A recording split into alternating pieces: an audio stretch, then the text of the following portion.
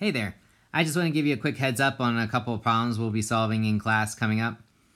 So basically, we have a reinforced concrete column here, and we want to be able to calculate and plot the axial force versus strain behavior for this column. Also in the process, identify the maximum compression force, the max tension force the section can handle, and calculate the total deflection. To do this, we'll start in compression, and we have to identify a few of the key points that we'll be looking at. So we'll start here in the linear elastic range, right? So this is just to get a data point in the linear elastic range, somewhere maybe around a strain of 0.001. Once we select the strain, we can calculate the stress. The stress in the steel is just going to be the modulus of elasticity for the steel multiplied by the strain in the steel, in this case 0.001. Once we do that, we can calculate the force in the steel. So the force in the steel is then just the area of the steel times the stress of the steel. Now to calculate the stress in the concrete, we're going to use a model, and we talked about the Elasticity curve in class. So that curve requires us to calculate a few pieces before we can just go ahead and get the answers. So we'll start with F prime C. That's a given in our case. It's 4 KSI or 4,000 PSI. We can go on to calculate the modulus of elasticity for the concrete. And then we have to calculate another factor, the maximum point on the curve. So that's epsilon 0, epsilon naught. And then finally, we can use the Elasticity equation for the curve, the F prime C, and I boxed it here. So once we have these other values in here, we can plug in, and we're going to plug in different epsilons, and then whatever answer we get from this stress, it goes into this column in our table. Once we have the stress in the concrete, we can multiply that by the area of the concrete to get the force in the concrete, and then the total force is then just the force in the steel plus the force in the concrete. All right, we're going to do this for all the sections. We want to think about some of the points, though, like as we strain this cross-section, what's happening to some of the materials, right? So if we think about first with the steel, once the steel reaches its yield strain, right, the stress in the steel is just the yield stress. So we assumed an elastic plastic model. So this linear equation only works for the first two rows, and then beyond that, we'll be at the yield stress for the steel. The force in the steel remains the same calculation, basically taking the previous column, multiplying it by the area. In terms of the concrete works up until it crushes, right? But once it crushes, it can no longer handle any stress, so the stress is 0.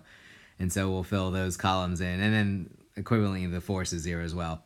The force in the concrete remains the same until the concrete crushes, and then the total force is still just the sum of the concrete plus the sum of the concrete and the steel's contributions in terms of force. We also want to look at the tension. Some of the key points in tension is when the concrete hits its max tension force. Usually the steel will still be in the linear elastic range at this point in time, so those equations still apply. In terms of the concrete, right, we have an equation for F prime T. Once we get that, we can come up with P sub C, the force in the concrete, just the stress in the concrete times the area, and then the total, again, is adding the two. The second row is a little bit unique. We'll kind of back calculate the second row. We're going to work with the first row, the total force from the first row, right? So once the concrete hits its max tension, just pretend it has no more force, right? So it can hold 0 anymore. So now, once the concrete loses that force, the steel immediately picks it up. So there's no unloading of the concrete, it just immediately jumps to the steel. So whatever that total is from row 1, we want to use for row 2, and then assume the concrete has 0 stress, 0 force. So that means the steel now is handling the total force from row 1. We can then back calculate what stress in the steel that has to be, and then what strain that would occur at. That's the only row that's a little unique. Once we go on, we can move on to row 3. We see the steel yield, so we're at the yield stress for the steel, ASFY for the force, and that'll be the same as it goes much beyond to the max strain in the steel. Concrete has no contribution, and we can continue to add the two forces, P sub C plus P sub S, to get our total force.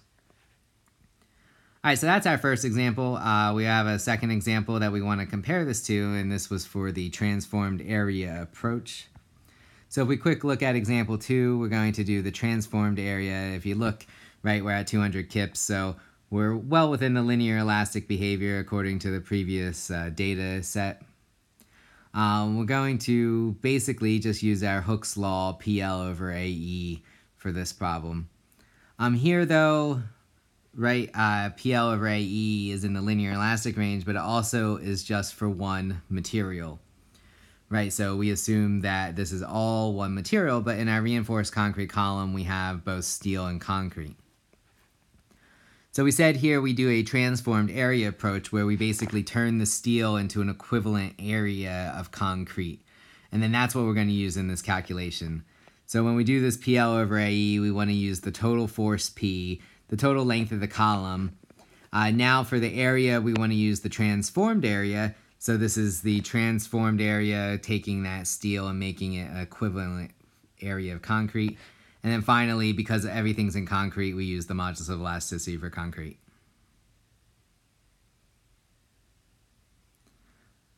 All right, looking forward to it.